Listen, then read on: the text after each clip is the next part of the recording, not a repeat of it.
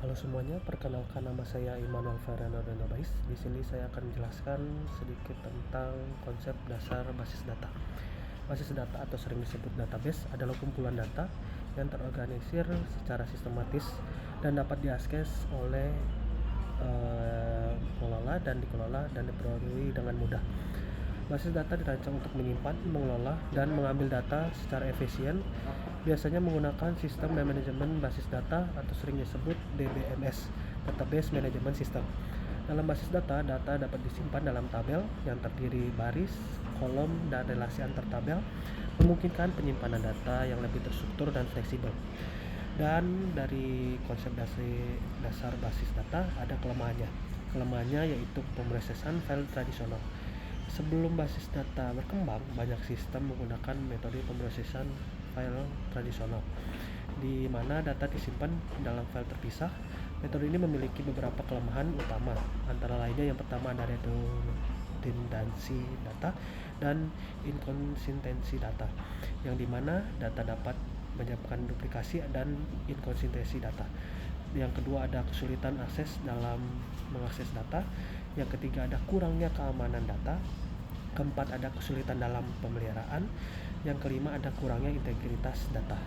Setelah kelemahannya ada pun kelebihannya dalam pendekatan basis data. Pendekatan basis data mengatasi kelemahan pemrosesan file tradisional dengan beberapa keunggulan. Yang pertama ada mengurangi redundansi data, dan kedua ada meningkatkan konsistensi dan integritas data.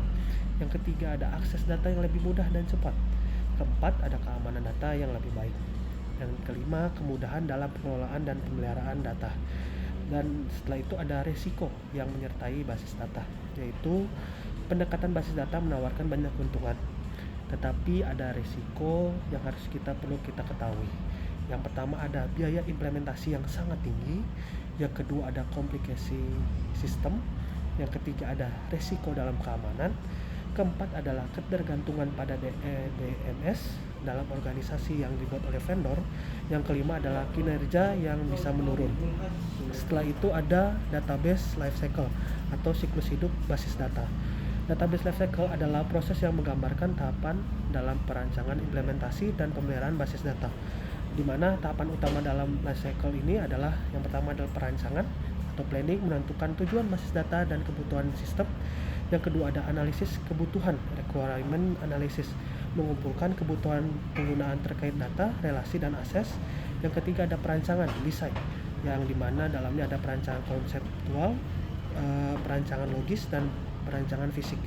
Yang keempat ada implementasi atau implementation, membangun basis data menggunakan DBMS yang dipilih. Yang kelima ada pengujian dan evaluasi, testing dan evaluation, menguji keandalan sistem dan menangani transaksi dan permintaan data. Yang keenam ada pemeliharaan pengelolaan data, maintenance dan operation, menentukan kinerja sistem dan memperbarui data jika diperlukan. Yang ketujuh ada migrasi atau pensiun, migration atau retreatment.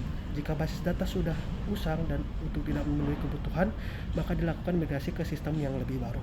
Dengan mengikuti siklus hidup sistem basis data tersebut, organisasi dapat memastikan bahwa sistem data tetap optimal memenuhi kebutuhan penggunaan dengan baik. Sekian dari video saya. Mohon maaf jika ada penjelasan yang tidak dapat dimengerti. Terima kasih.